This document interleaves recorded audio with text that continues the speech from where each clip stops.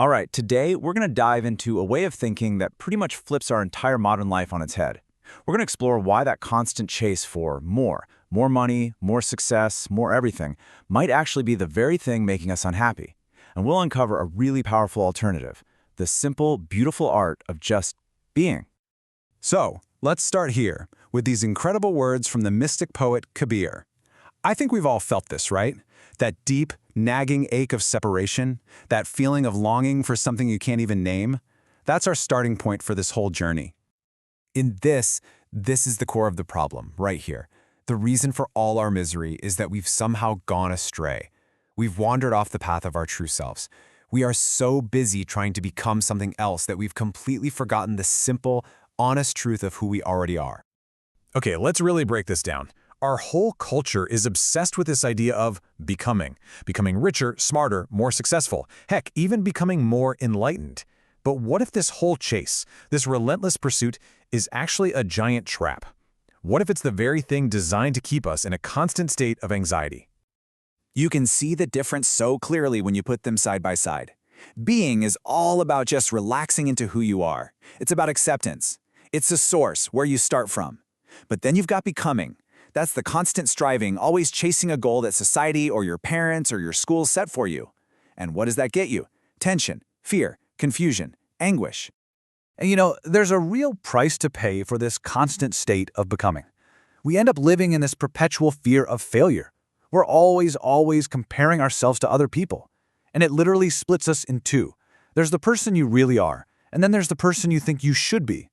This inner civil war, well, that's the real root of all our misery. This story about Master Sosia is just brilliant. As he was on his deathbed, his students were trying to make him feel better, comparing him to these great historical figures. But Sosia knew. He knew the real test wasn't whether he had lived up to somebody else's standard.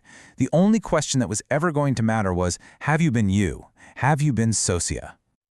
So if becoming is the disease, what's the cure? Well, it's not another thing to do. It's a fundamental shift in our entire approach to life.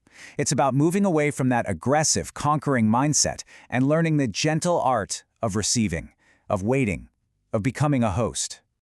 And let's be super clear here, this has nothing to do with being a man or a woman. We're talking about two different modes of consciousness that we all have. There's that masculine part of our mind, the doer, the conqueror, the part that's always analyzing and seeking. But the spiritual path, the path of fulfillment, it calls for a feminine approach, one that's receptive, open, and has the strength to wait and to surrender. In Sanskrit, there's this beautiful word, dara. It represents that forward-moving, goal-oriented energy. It's like a river flowing away from its source, always pushing, always trying to get to that distant ocean. Sound familiar? That's how most of us live our lives. But here's the really cool part. Look what happens when you just reverse the letters of DHRA. You get Radha. And Radha symbolizes the complete opposite. It's the turning of that river, the turning of our life's energy back towards its origin, back to the source. So how do we actually do this? How do we cultivate this host mentality?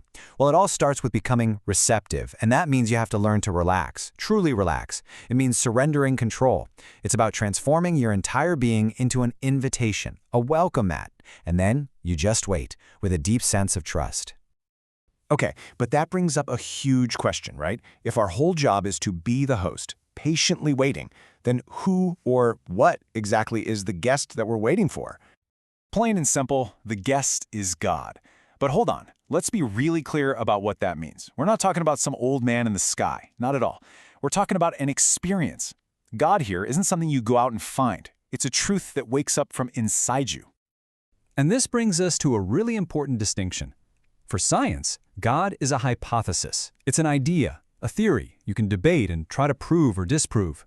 But for the mystic, God is a hypostasis. It's a direct, undeniable personal experience. It's not something you believe in. It's a state of being you actually enter. It's something you know in your bones. So if this incredible experience is just waiting for us, what's the holdup? What's blocking the way? Well, there's one great big obstacle. It's a psychological wall that we ourselves have built, brick by brick, that keeps the door bolted shut from the inside. So what is it? What is this wall that separates the host from the guest? What's keeping us from having this profound inner meeting? The answer is so simple, and yet so incredibly profound. It's the ego, our sense of being a separate individual I. See, here's what the ego does. It takes the absolute miracle of consciousness and it twists it into the disease of self-consciousness. It creates this powerful illusion that you are separate from everything else in the universe. And that feeling of separation, that's the real root of our terror of death. The ego traps you in this little windowless cell, totally closed off, making it impossible to receive the guest. And that brings us all the way back to Kabir. After all the striving, all the becoming, all the fear and confusion, he reminds us of the one and only thing that will ever truly satisfy us. It's not about achieving some goal out there. It's about allowing this inner meeting to finally happen. And so that really just leaves us with a question to ask ourselves. Honestly, when you look at your own life right now, is all your energy being poured into that endless project of becoming something else? Or are you ready to finally let go of the struggle and just simply be?